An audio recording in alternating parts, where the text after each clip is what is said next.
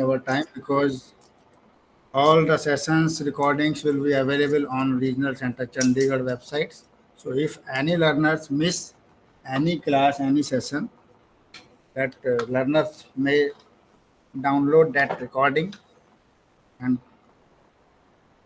get kind of support, academic support from that slides and all. So this recording will be available because all the sessions are being recorded. So these recording sessions will be available on Regional Center Chandigarh website after the completion of all sessions. So not taking much time. I'm just sharing my slide. Just wait for a moment.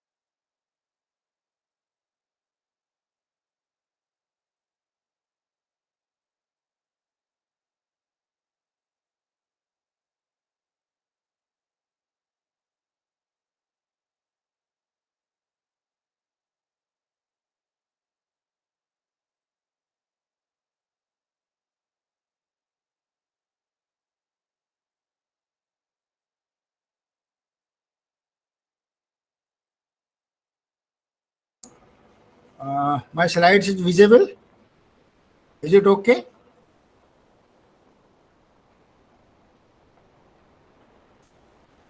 Okay. So last 2 days, in previous 2 days, we have completed block one and 5 units. So today is the unit 6 of block 2, and that is on impact of society on education. We are discussing in last 2 days that education and society both are interlinked, but just to take further how what is the impact and how the society and education are linked with each other. So today we will take care and we will discuss about this topic. Yes, slides is moving.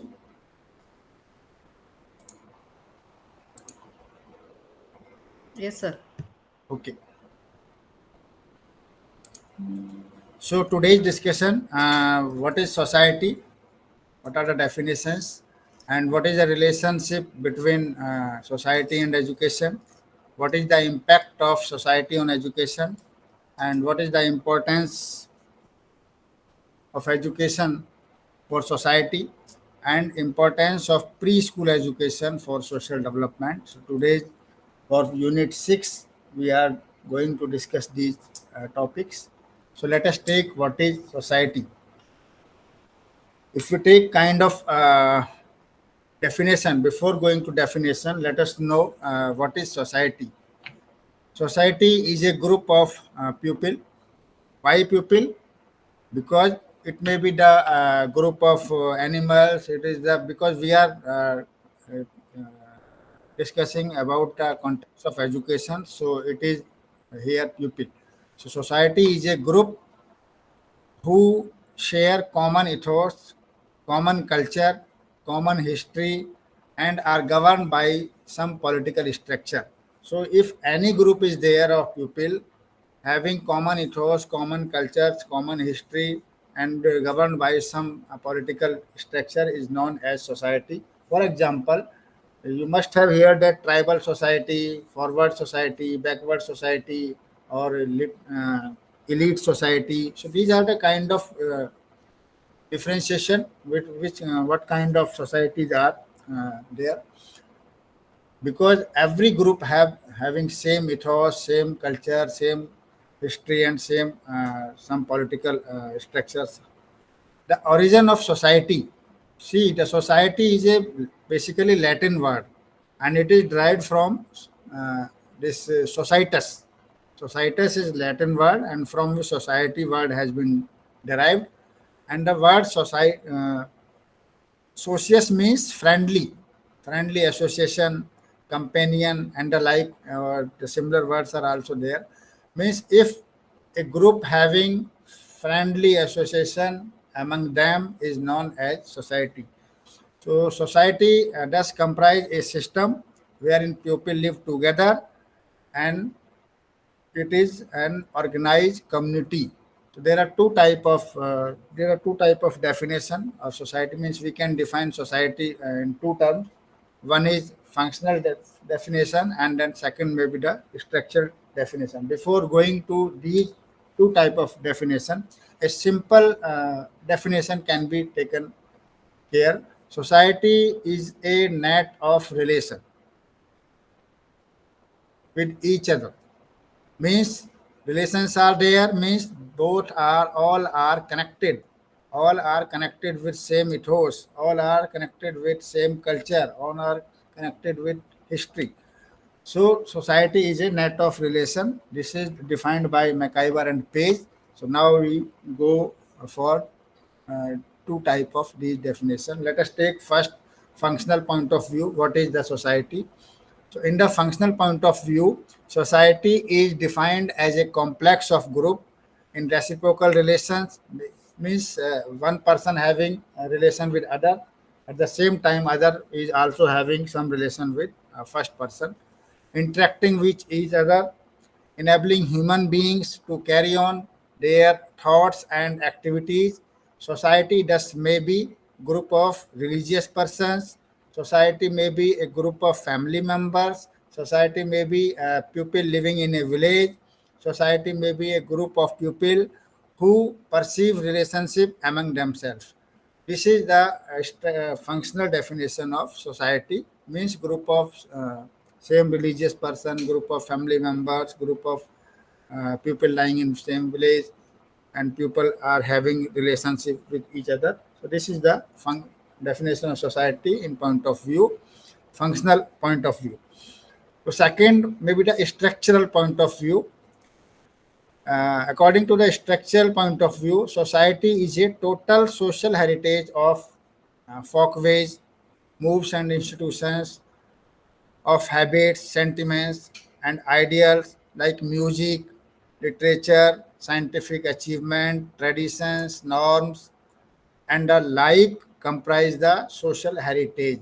See, first in the first definition and second definition, very slight difference there, because first is kind of people having relations, having same religious or family member, but as far as the second, here activity based means the person having music, the person having interest in literature, the person are of scientific nature, the person having some traditional background, the persons are having same norms. So this is our same cultural heritage. So this is the structural point of view.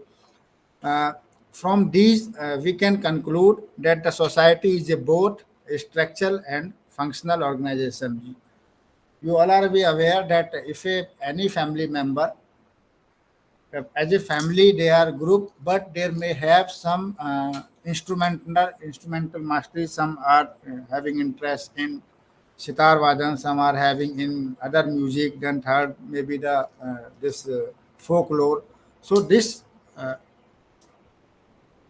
functional as well as structural, if we combine both, it is the actual society, and it is the actual definition of society where both structural and functional take place. Next, linkage between society and education. What is the link between society and education? Although we are discussing in last 2 days that society and education are linked each other, but how and what is the linkage? Let us discuss. Education is a service. Education is a service provided by the society to its members. See, education, you can say education is service provided by the society and by the society. Schools, like schools is governed by the society, some kind of small group of society, and it is giving service to the another group of society. So education is a service provided by the society to its members, either to itself. There is no schools in which only one person is studying. So it is a for services of group of mass group of number of pupils who desire education. So this is the uh, linkage.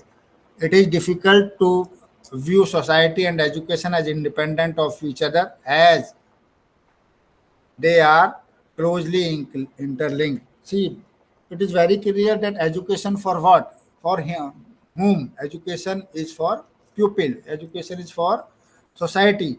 And which type of education should be? The education should fulfill the desire, demand, and need of society. So both are interlinked. Education it cannot be independent, and it is the as per the need of society. The structure of education provided at various level, the goal of education, the curriculum, and the evaluation of educational outcomes all are determined by the agencies of society. So education and society both are interlinked because who decides the goal of education? That is society. Society decides the goal of education. Society decides the curriculum. Society decides the evaluation method for outcomes of education. If it is all done by the society and for the society, so education is interlinked with society. In other words, education too has a role in the progress and continuation of the society. Education and its need are dynamic. Sorry, society and its needs are dynamic. So similarly, the education curriculum and the syllabus and the goal all are changing as per the need of the society. Since education is a powerful instrument for social change, hence education has to be also dynamic and keep pace with changing social aspiration. So, as a summarize, we can say education and society both are interlinked. Further, society provides education which can be formal, non-formal. These are the types of education, but all type of education provided by the society and to the society. Informal education begin at home that we have discussed in yesterday. Family, community, peer, and other which are the unit of a society, and this continues throughout the life of an individual person, because education is a never ended process, it is a continuous process, or learning is also. So society provides formal and non-formal education.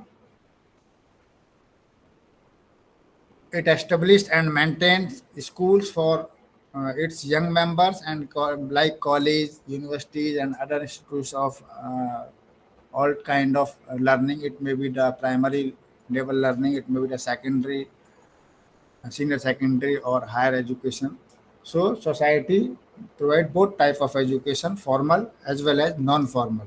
Formal means through school and society. Non-formal means it is also through universities and colleges, but it is a doorstep education through non-formal education.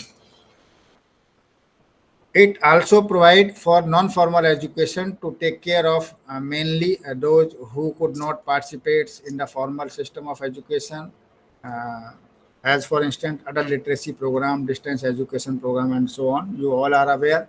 For up to the secondary level, there is a non-formal institution that is known as NIOS, National Institute of Open Schooling System. And for tertiary as well as higher education, like certificate to PhD program, there is a other which is known as State Open University or Central University, like IGNO and State Open University. There are total 15 open universities are there in India to provide non-formal education to the masses. Next is impact of society on education in different ages. You know, education is not new word; it is a continuous process. And since when this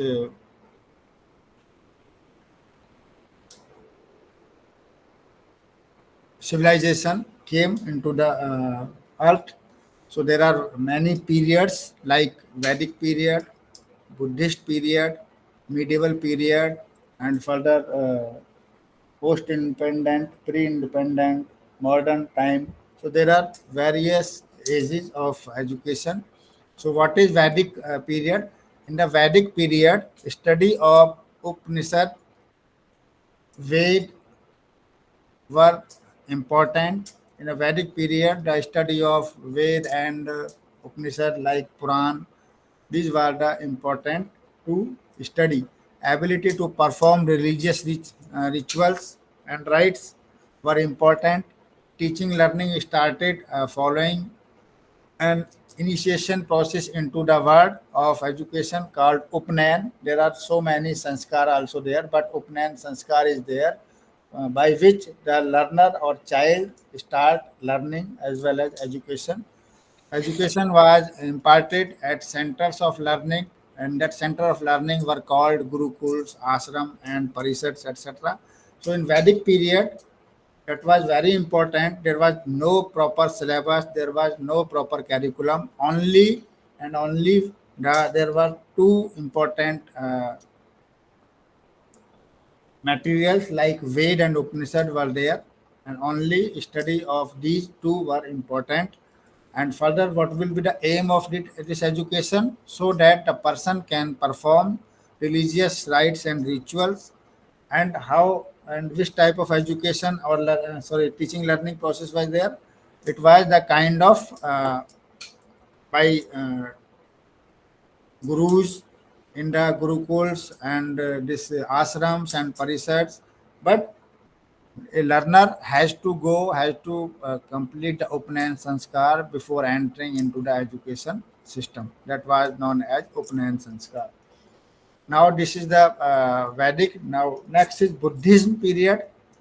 Buddhism was developed by Mahatma Buddha, and during the Buddhist period, education was institutionalized. Means kind of places were developed from where the child can get education with the great these institutionalized institutions were known as like Taxila, Nalanda, and other flourished during that period. There may be many kind of institutions, but two are very important in Buddhism period. That is Taxila and Nalanda were very important because the foreign students were also be there to get education. So therefore, these two were very important.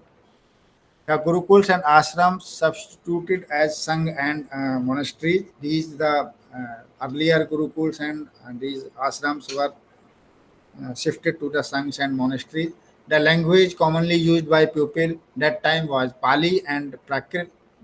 But as far as Vedic period is concerned, Sanskrit was the important language.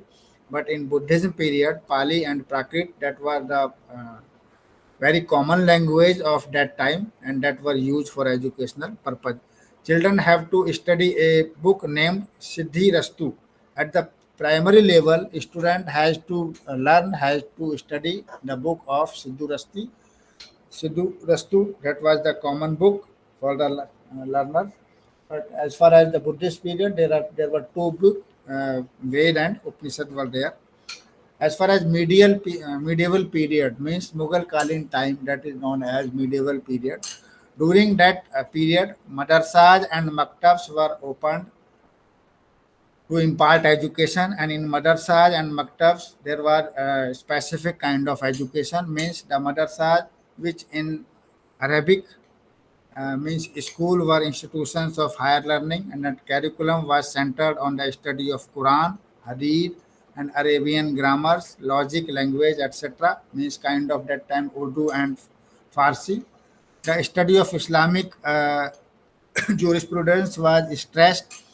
The ulema means teacher. That in medieval time, the teachers were known as ulema, who controlled the education scenario towards theological aspects. So that was the about medieval period, how the education system was there that time. Now the in British period, the missionaries from Europe propagated Christianity, like what was name Maria Montessori. She was also from Europe and propagated Christianity through the Montessori schools, and along with the British rhymes, they had an active role in shaping the education system of this period. Social reformers and educationists has realized that the need for imparting Western education, especially its science and science education, so as to liberate the mind of Indians and modernize them. So Macaulay minutes of 1835 was the important, because by through the Macaulay minutes of 1835, the education system of India was totally changed into the means all the Vedic and Buddhism and medieval, all were changed into the British education system, and that is done by Macaulay through his minutes of British government in 1835. So what he did the foundation of the modern education system along the pattern of British models, changes in the school curriculum, diversification of education, concept like teacher education, mass education, free and compulsory education, and education, etc. also came up. So means all curriculum or syllabus, all education system, even teacher education and teacher training program, and free and compulsory education for the needed person, and adult education were introduced and came up through the Macaulay's minutes of 1835. But what is in post-independence period, means in which period we are living, the educational systems inherited from the British was fraught with the serious problems such as extremely low literacy level, poor retention, uh, abysmally low educational opportunities for the backward sections of the society, because India, when India was got independence, that time there was the very low literacy level and very economic level. So education was a very big task to provide each and every candidate, every student of that particular age. So that was the challenge for Indian governments. But there was a need to initiate the eradication of literacy, vocationalized education, and independent India programs were initiated to universalize elementary education, provide adult education, and education in science and technology was emphasized.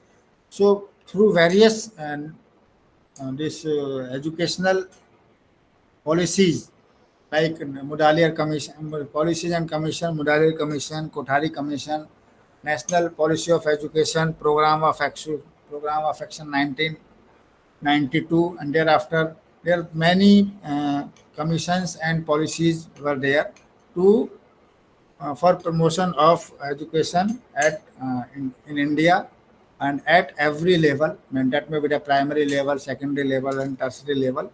And for that,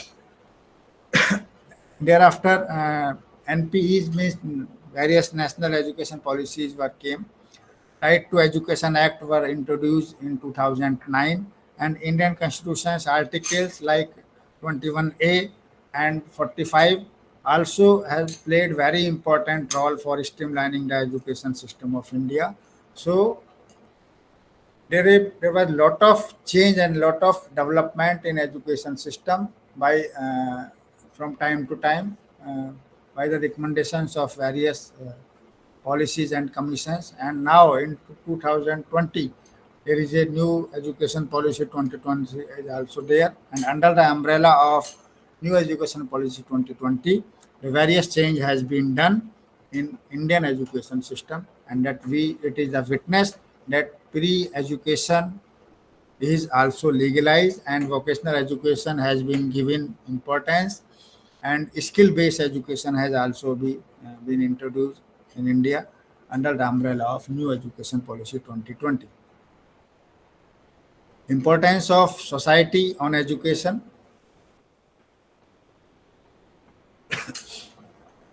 So education basically important in various things, means change in norms, change in society needs, change in and they developed a various important and change in attitude, change in aspiration, change in demand.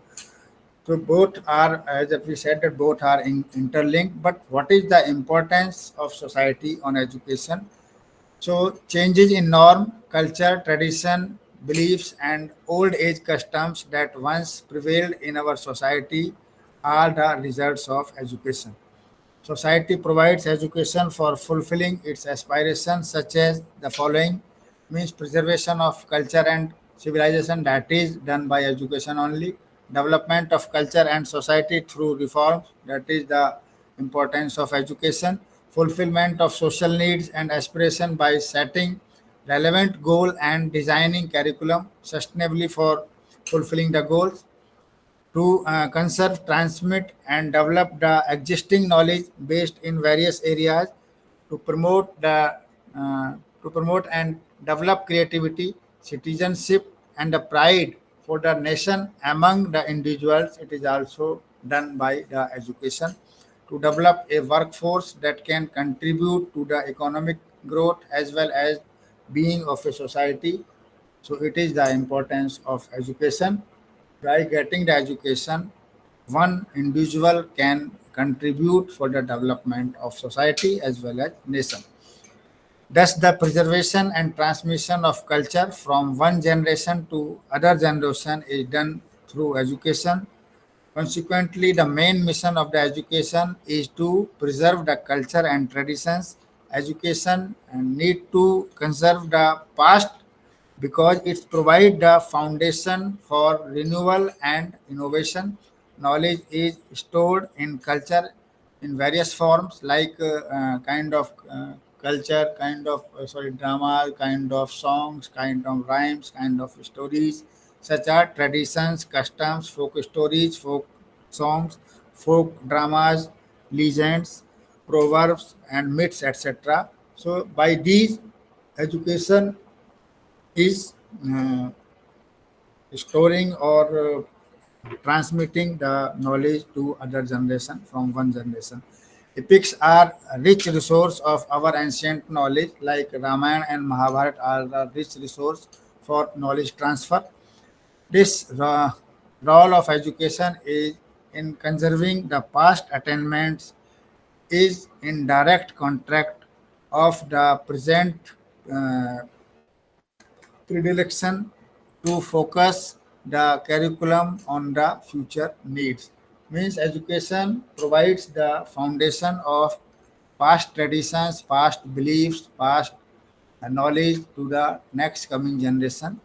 It is the role and importance of education.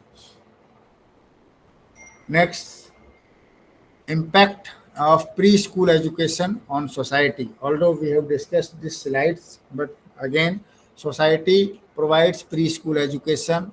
It is the society who provides all kind of education. Many societies consider that providing early childhood care and education, that is early ECCE, is its responsibility, means it is the society's responsibility. Preschool provide mainly education to the children in the early age stage, and also is a considerable extent care because it is the age 0 to 6, and it require very considerable care because it is the foundation, it is the base by which child attain the new knowledge, new learning, and new information. So it is very important that society as well as preschool should take care of them. Preschool education stage is a foundation for a child knowledge, skill, good health, and behavior that are the prerequisite for progress in the daily life, and schools are late. This is also the period when brain development take place at the rapid rate. Early childhood education provide a stimulating environment for physical, intellectual, linguistic, social, and emotional development of the child.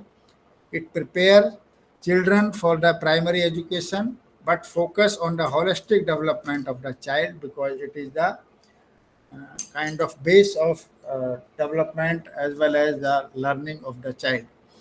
It also provides children with the much needed enriched environment, intellectual stimulation, and plenty of opportunities for socialization with member of the same age group.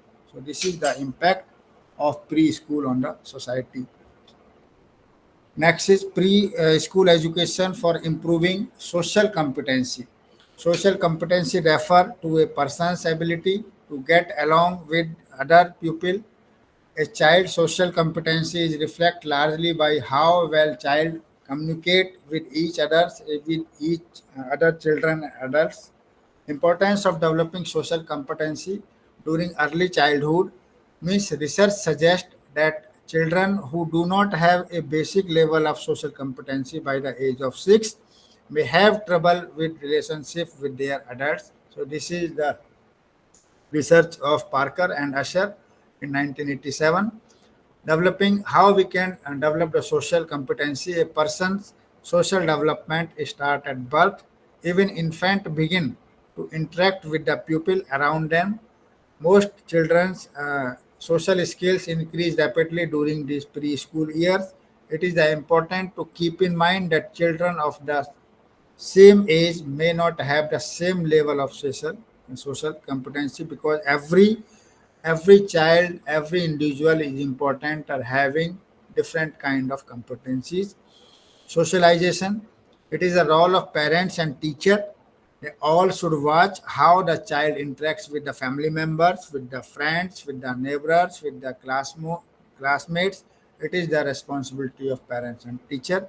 They must encourage the child to interact with these pupils, so that they are social in behavior, or else the same children may prefer to be left alone and may develop shyness and a sense of loneliness. If parents and teachers will not play that kind of role, that they should be monitored, they should be keep watch how the childs are behaving, and should uh, motivate them to interact with other peers and adult and the parents and the family members also, so that learners can be expressive. So this was the unit 6. So let us take 1 minute break and we will be continue agencies of education. What are the agencies of education and which type, and what is the role of these agencies providing the education to the masses.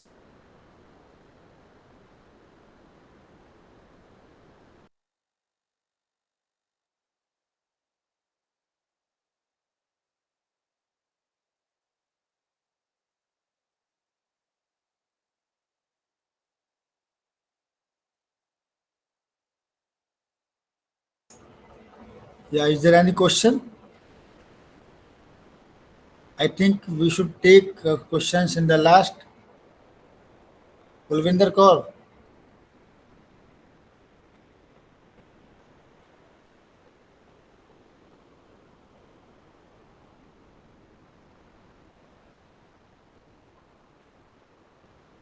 If no question, please head down, hand down कर लीजिए.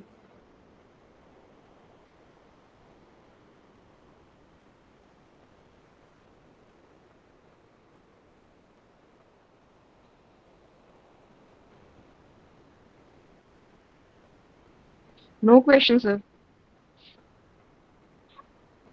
Yeah, we are starting just within a minute. जी जी okay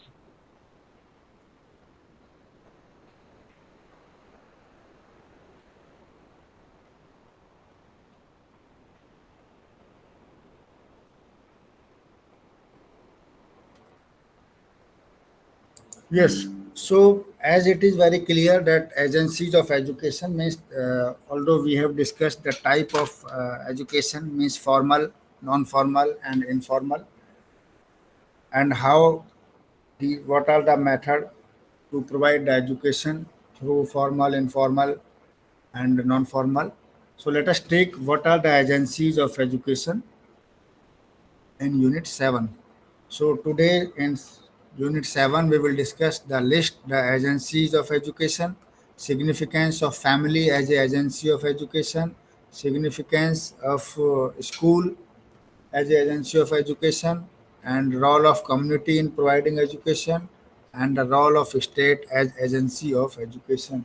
Means if you see by the today's discussion points that family is a agency, school is a agency, state is a agency.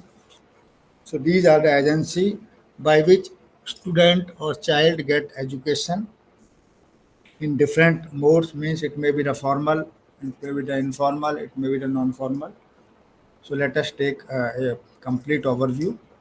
So this is the agencies of education, the experience, traditions, customs, thoughts, and values of one generation are passed on to the other succeeding generations. It is the job of education that every past information should be transmitted to other for the foundation of next coming generation.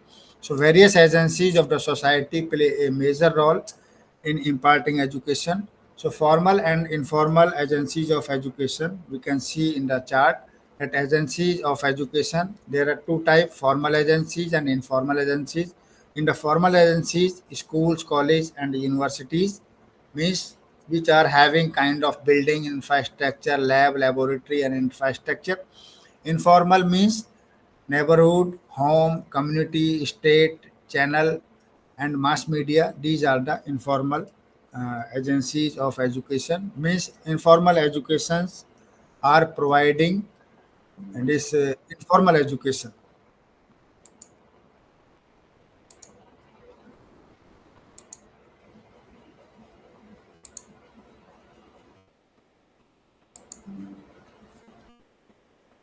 Next, agencies of education, there may be one more division that active and passive agencies of education. If we divide into two parts, as per the nature of agencies, one is active. Active means home and educational institutions and religious bodies. These three are the active, means they are having kind of goal of education, they are kind of having some objectives. But as far as the passive are radio, TV and newspaper. Means it will be the start when the person or individual he start radio, then information will come to them. TV is also, newspaper is like, so that means if the newspaper is lying on the table, until unless you will not read that newspaper, that no knowledge will come to the child.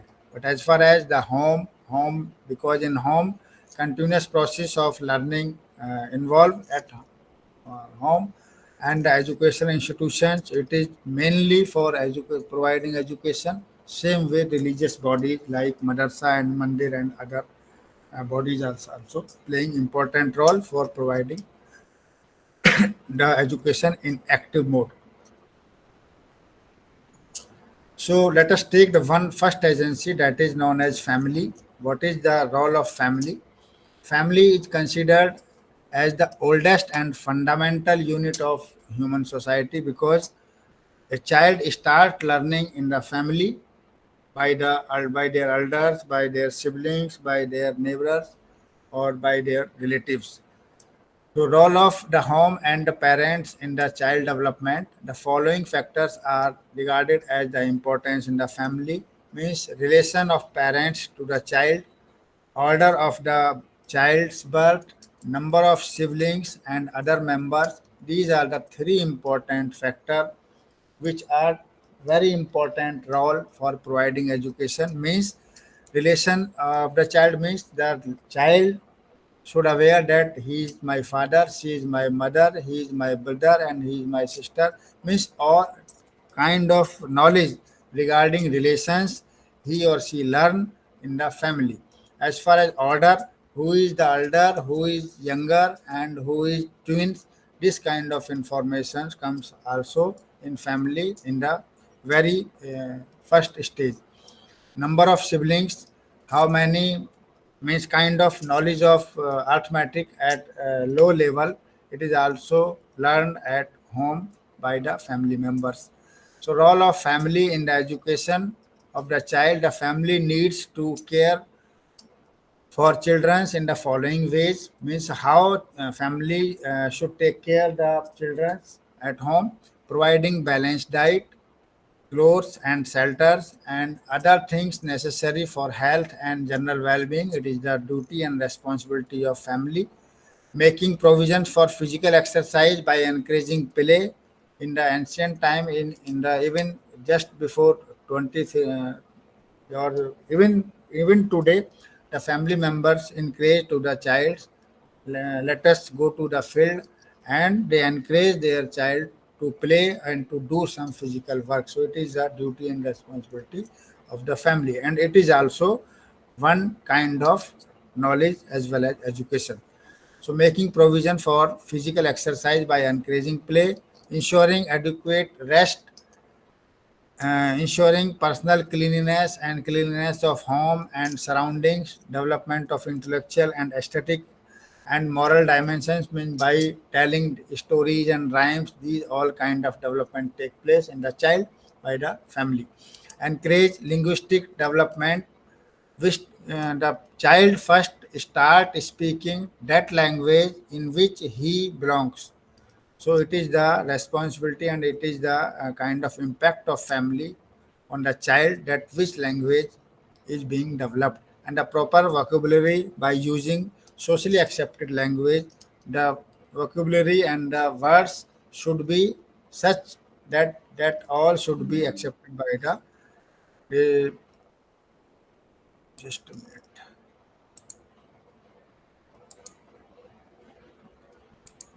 Yes, arranging formal education opportunities, encourage a child's sense of autonomy instead of being over proactive or desirable and having kind of more and more from the child. It should not be. So as a teacher, we all should counsel the parents on the role of families and their duties toward their children. So this is the first agency which is known as family and its role towards the children education in pre-primary stage.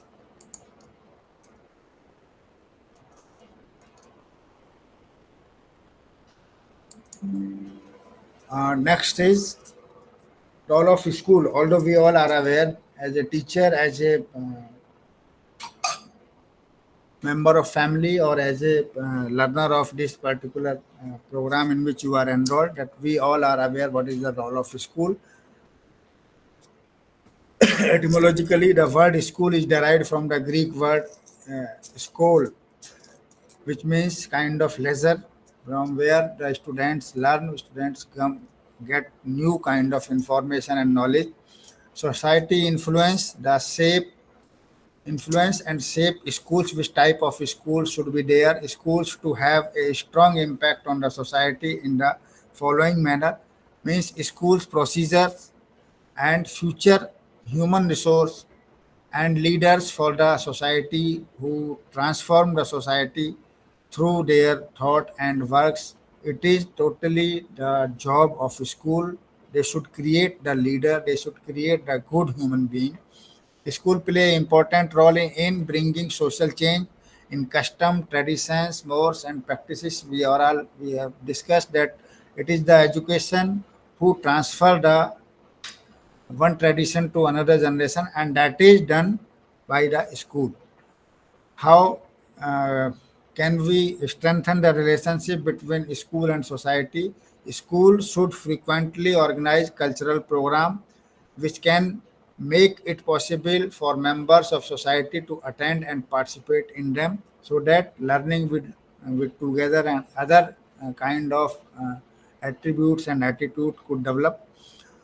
Running social welfare programs like those for developing adult literacy, undertaking companion for cleaning, health and hygiene, enhancing awareness about health and hygiene education for all the children, and it can be done in the villages, so that student as well as their parents may take place and may aware what is the cleanliness and what is the health programs and what are the importance of these kind of promotions and activities. So it is the role of school. They should organize time to time different kind of campaigning program. Role is community. A community is the smallest territorial group that can embrace all aspect of social life that is defined by Davis. Means society is a big term and community is subset of means a small part of society. The reason for establishing preschools are following means if the preschools are being established, then what is the role of community? Let us see. A connecting link with the family and the external world, provisions for rich environment as per the need of community, promotion of social development as per the need of community, and within the community it can be done. So this is means all school system is influenced by the community and for the social change of the community, we can say. The state, this is the other agency of education. See, as per the provision of Indian Constitution, to provide the education to each and every learners, every student, every child, it is the sole responsibility of state. So, state is responsible for providing education to their residents. And how they are providing, the state play a key role in providing education. Means influence of state on education, there are so many schemes which are governed by state and for providing education as per their needs, as per their mandate, as per their goal of education.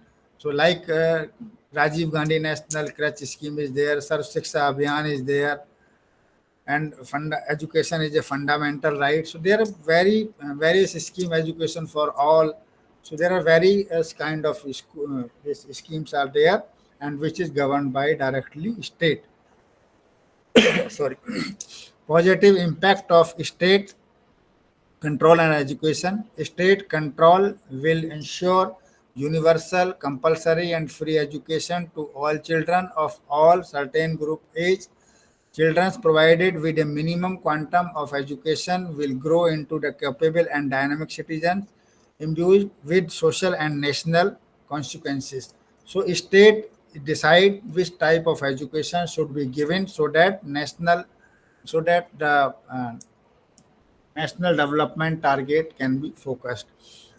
The state, unlike private agencies, does not have profit making motives and ensure the entry of qualified teachers and other staff into the system.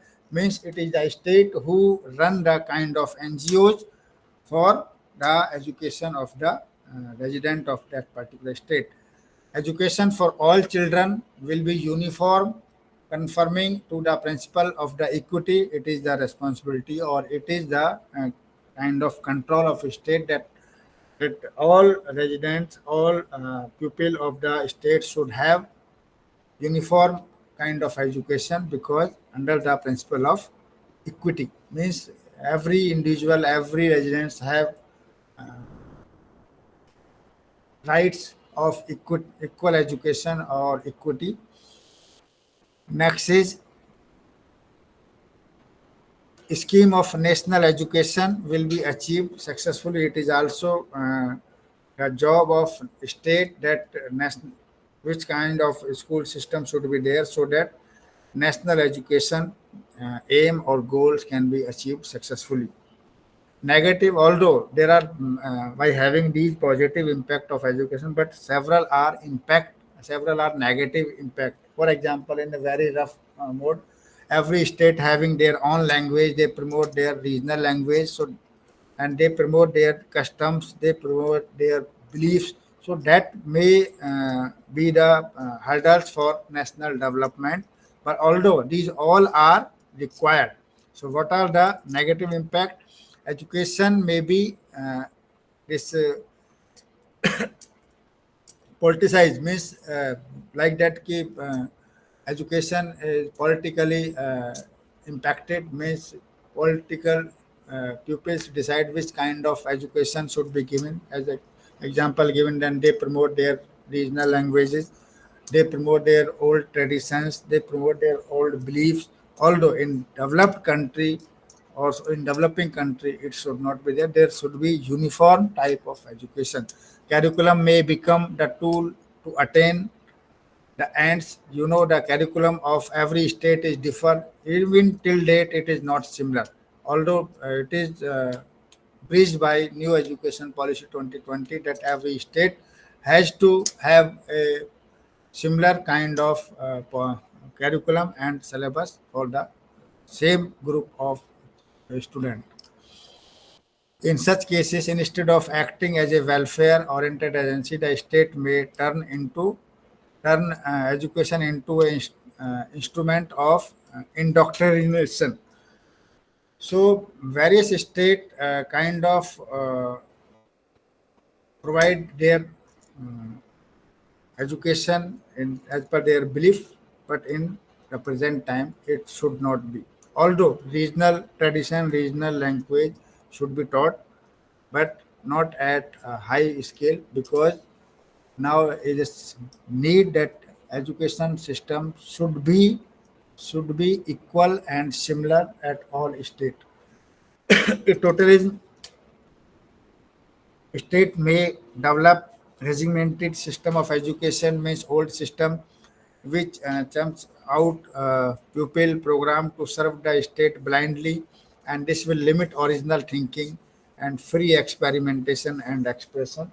So these are the some negative controls and negative impact of state. All should be taken care. So this was the unit 7. Now let us take unit 8, and it's describe about the education, culture, and the spirit of nationalism. So what is in this topic or in this unit? In this unit, total today's discussion explain the role of education in preserving culture, functions of education in reforming culture, and role of education in promoting nationalism. So let us take this topic. Just wait for a minute.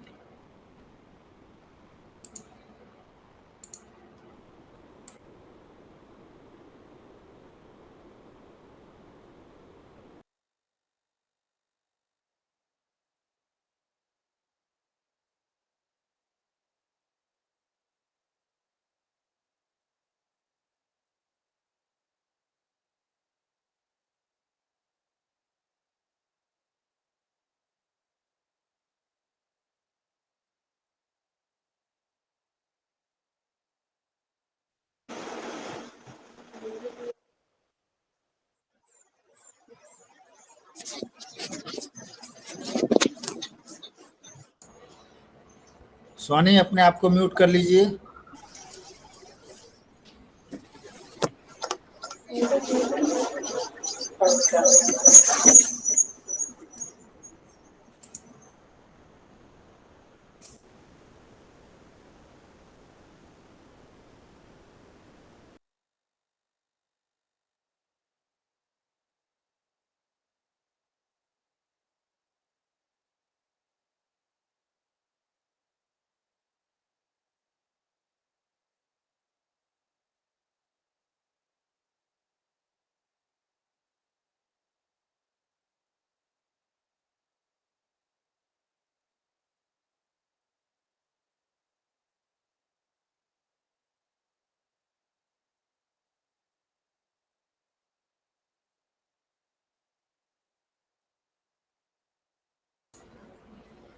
Yes.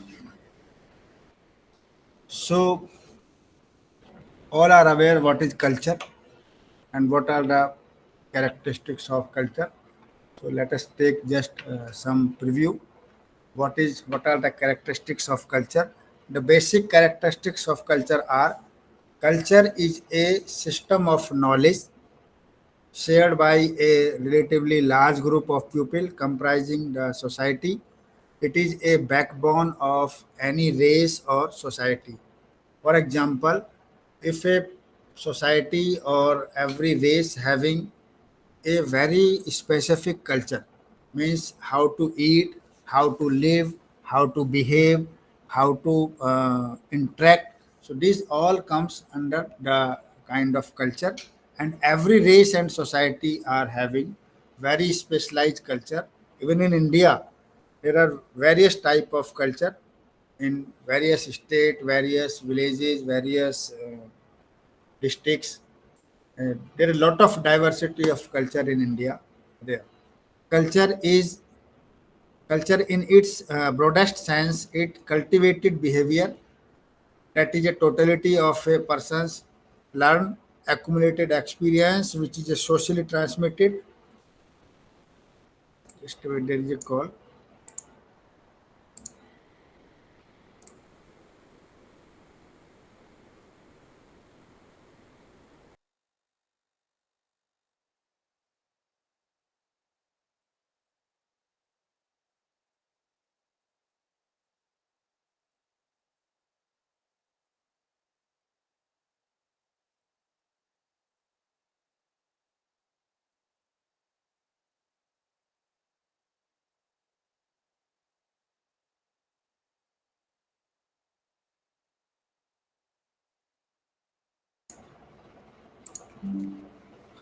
Yes, so culture is a, in its broadest sense, it is a cultivated behavior, because culture every time have changed and kind of refined. It is a nature of culture. It is a totality of persons, what he or she has learned, and what is accumulated experience, which is in socially transmitted one generation to another generation, or more briefly, behavior developed through social learning. It is a learned rather than biologically inherited from parents, because culture cannot be inherited. It is a changing uh, phenomena, and one generation to other generation, behavior and the kind of perceptions change from time to time. A culture is a way of life of a group of people, the behavior, beliefs, value, and symbols that they accept over a period of time. Hence, culture is a cumulative. Means cumulative means there may be the example of one culture is mixing with another culture. So it is a cumulative, and many two or three cultures may also be mixed. It can be seen that before medieval period, there was a different kind of culture and system were there, but medieval period means some new culture has been mixed with the oldest, and in the British period, two three culture has been mixed, so new cultures has been developed. So it is a kind of cumulative. Culture is a uh, symbolic communications. It cannot culture cannot be seen. It is a symbolic communication. Some of its symbols include a group means what is the skill, what is the knowledge, what is the attitude, what are the value and the motives. These are the symbols of culture. Culture is conservative and transitive. Culture consists of a patterns, explicit and implicit, of and for behavior acquired and transmitted by symbols, means we, that is knowledge, attitude, and all, constituting a distinctive achievement of human group, including their embodiment in the this artifacts. The essential core of culture consists of traditional ideas and especially their achieved values. Thus, therefore, the culture is diffusive. As I said in my previous example, if the two or three culture mix together, then some beliefs, some uh, attitude, and some values diffuse, and some arouse in a new form. So, culture is diffusive. Culture is an constant change. Culture change as society and civilization change. No nation has fixed culture traditions. They are modified, some rapidly and some very slowly. So it is having a changing phenomena as the society has. When society change, that therefore the culture is also changed. Very recent example in the uh, last decade, the pupil has to learn through books and all, but nowadays the student has started through phones and laptop, and also culture is becoming more digitized and more advanced, and new artificial intelligence will play also some more important role. So culture is a changing environment, it change from time to time. Culture and education, because culture and education both are interlinked. Education is a tool who transmit the culture one generation to another generation. So how both are interlinked? Knowledge of a language used commonly in the community is to be taught if the culture is to be transmitted. Parents need to encourage children to speak their mother tongue as at least at home. So, speaking of regional language is a culture, but in a present time, uh, regional language is not being taken care and not being spoken by the children. So it is the responsibility of parents as well as the family members. They should promote the child. They should encourage the child at least to just to save their culture. Regional language should be promoted. Every regional culture should also be promoted. Celebration of festival, there are some festivals which are interlinked, which are associated with the culture, like Onam and other Deepavali and Holi, all are linked with kind of culture. So it is the duty of parents, school, and teachers. They should encourage the child to get involved and to celebrate the festivals. Music is also one example. Music is a tradition. You must have heard that music have different kind. There were gharanas there, and in gharanas there is special type of music instrument were there, and music some belief are also over there. Good evening, sir. Yes, good evening. We are from Gonjam district, sir. We are so far from you, sir. We don't have got till now that study materials. Then we would like to talk with you personally. If you don't mind, could you give us your contact number, sir? See, there are so many sessions, and it is the duty of your concerned regional center that that regional center should provide you study material. If it is not available, then you may use the online study material which is available on eGyan course. And as far as my number is concerned, definitely in last session I will provide my contact number to all of you. Yes, sir. Now, if you it would have been better, sir. Please give us, sir, because we don't have that network now. That is why we could have And talked with you personally. all the counseling sessions are being recorded, and these counseling sessions will be available on RC Chandigarh website, so you need not to be worried. Okay, so just let us complete our session and we will discuss further. And Okay. I am with you for last at least 15 days. Okay. Sir. Okay, yeah. Okay. Thank you. Sir. So music is also one example. There were some gharanas like Banaras Gharana and some other Gharana, important Lucknow Gharana, and at these Gharanas there was specific time of music were there. Tabla, sitar, vadan. These were the kind of part of culture. Stories and poems is the part of culture. Arts arts is also example, various kind of arts, and it all were interlinked with their culture. Adivasi art and this modern art and that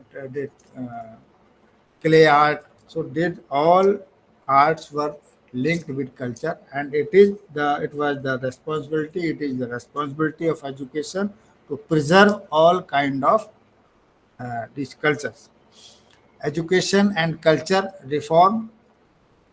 See, as you all are aware that education is a tool for transmitting the culture, but by transmitting of culture there may be some kind of modification as per the need of society and as per the demand of the society. Education as means of developing nationalism. Yes, because education is linked with national development. So education play very important role for national development, means by educating the pupil of country, and once the pupil get educated they may have also some kind of job, some kind of tools, some kind of trade, some kind of skills, and these skills will be important for gaining the money, and this money is linked with economic development, as well as there is a role of education in social development. The role of education is psychological development, emotional development. Overall, education is a means of developing nationalism. Next. So this was a unit 8. Now I think this is the this unit 9 is the last unit of today. Contemporary challenge of education in the emerging Indian society. So what are the contemporary challenges of education in emerging society, means today's society or coming society. So what are the discussion today? What are the challenges to education in the Indian society, and challenges in early childhood care education in the Indian society, and what are the outcomes, what may be the outcomes of these challenges, and how we can irrigate, how we can come up with the challenges which we are facing in about two topics, 2 points. So next, contemporary challenges to education in the Indian society. You know, in 1950, India made a constitutional commitment to provide free and compulsory education to all children up to the age of 14, means 0 to 14 age, sorry, 6 to 14 age. Education should be free and compulsory as per the Constitution of India. As we discussed, that 0 to 6 was not the free and under the free and compulsory education, but because it was the directly responsibility of the state that 0 to 6 education, that is known as pre-primary education, should be given by the state through Anganwadis and through preschools. So it was not under the commitment of Indian Constitution. But as far as 06 to 14 age children, for them there is a provision that all children should get free and compulsory education. In spite of continued efforts of this commitment and provisions, but the students of 0 to 6 could not achieve that target, that all 100% children of attaining age 0 to 6 are having education. Even till today it could not be achieved. The major challenge to elementary education are often linked to the challenges facing early childhood education and care, means the same challenges are there for both group. One is early childhood care education, that is in preschool and Anganwadi, and second is elementary education who are attaining 0 to 6 year age. So what are the challenges? One is the access to education. There are two issues. One is retention and second is dropout. Means a child is not taking interest in the education or is continuously in the same class, it is known as retention. Dropout, if the student of the or the child leave the class, leave the school before completing the education, that comes under the dropout. and these both cases are the main focus of the Indian policies and Indian uh, commissions and Indian rules and regulations like education for all and free and compulsory education. But these two are still prevailing, that students are getting retention or getting dropout. Dropout cases are many. The main barrier to early child care education are: one is access. In India, many children do not have access to early child care education facilities because in very remotest area there may not be any Anganwadi, there may not be any preschools. So it is a challenge that 0 to 6 age students are not having access to get uh, early child care education. And this is the especially true for children from the backward sections and remote areas. As I said, lack of holistic approach. Some of the early childhood interventions like early child care education lack of holistic approach, and rather than catering to all around development of the children, they are concerned mainly with the educational need of children. Means there are some institute who are providing preschool education, they are focusing only for education. Means what is the level of education, they are not focusing the health issues of the children and other issues like mental development or emotional development or physical development. They are not having concern. Means they are lacking the holistic approach of the development. The next is quality of education. Yes, it is also challenge because in each and every Anganwadis and every preschools, the quality is not same because there may be some preschool, there may be some Anganwadi which are lacking from the trained teachers and trained Anganwadi workers. So, to enhance the quality of education, a wide variety of early child care education training programs are currently in vogue. Some of are them preschool courses offered by government and private institutions, in service educational program, ECE diploma, like you in which you are enrolled, certificate courses offered by distance learning institutions like IGNU and NIUS. So these interventions should be there, that in these preschools and Anganwadi centers, the workforce should be trained to cope up, to cater, to nurture the child having 0 to 6 age. Funding for these preschools and Anganwadis, there is just specific funding through various schemes like DPEP, District Primary Education Program, SSA, Sarv Shiksha Abhiyan, RTE, Right to Act Education, Eklavya, which is introduced in Andhra Pradesh, Lok Jumbis is introduced in Rajasthan, but fund is very less. See, schemes are many, but fund is very less. This is also constraint or challenge in Indian society.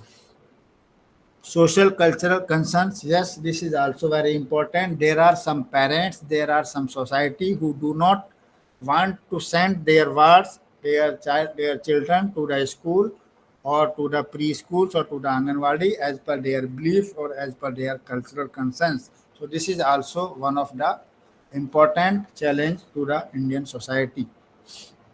Need for strengthening pre-primary school. How, as a teacher, as a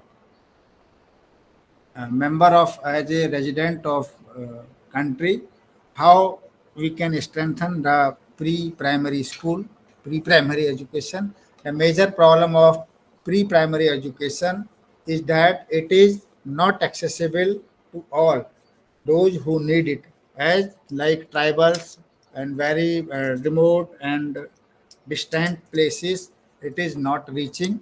It is the most issues and it should be taken care, it should be addressed. Early child care education may be made as a fundamental right. It should be fundamental right of the children, as it is not as per the constitution, because constitutions provide the facility provide the uh, constitutional opportunity that every resident 0 to 6 age should have free and compulsory education. So similarly, early child care education should also be fundamental right of the children. There is an urgent need to come out with contextually suited, locally relevant, innovative strategies and approaches, and also strengthening the resources to fill these huge gap. Means there is an urgent need. If there is a gap of kind of due to culture and belief, it should be gapped through various awareness program. There is a need for experience-based curriculum rather than a bookish one of teaching is to be taught by the playway method. Although Rousseau has developed this playway method and advocated this type of teaching learning process, so it is a dire need that curriculum should be based on skills, so that one every individual should be skilled in their choice in which they want to get have mastery and which wants they have a career and their what we would say passion or their interest.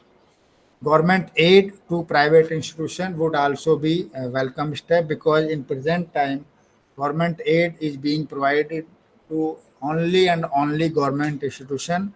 If it is provided to provide private institutions, so it will be a welcome step, because their fees, their way of teaching and their way of contributing towards national development, it will be a welcome step. There is a need to expand preschool facilities and provide quality preschool services. Means teachers should be trained.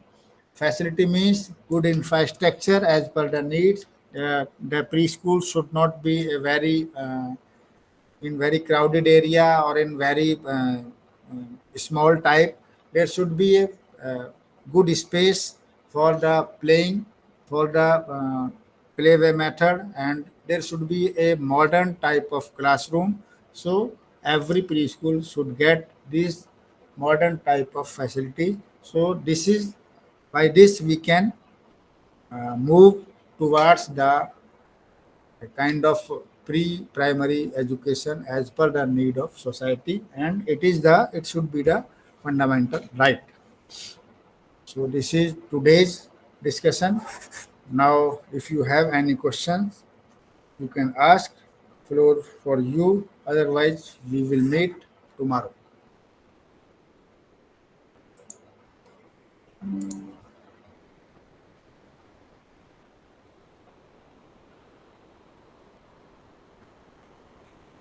So there is no question. Okay, we will meet tomorrow. Thank you. Have a nice day, good evening, and good night. Thank you, sir.